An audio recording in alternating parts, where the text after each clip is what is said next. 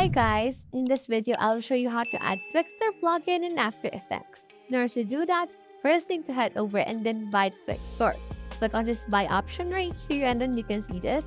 So since we're actually choosing an application, I was choosing here After Effects. And then after that, this will show us the pricing for that. So the Twixtor purchase for this one is around 329 and we also having here around 149.